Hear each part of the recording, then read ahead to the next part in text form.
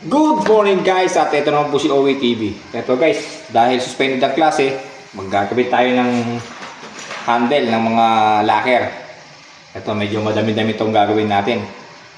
At dahil walang pasok ngayon, kahit medyo binaha tayo sa bahay, kailangan natin magtrabaho, pumasok.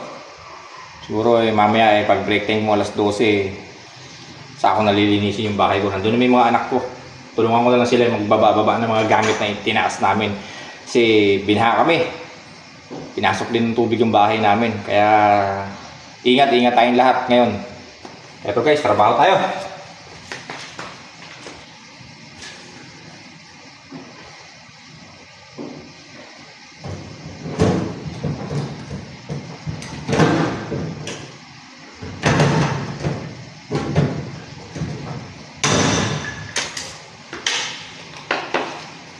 Kahit binadyo tayo kailangan natin maghanap buhay, pumasok.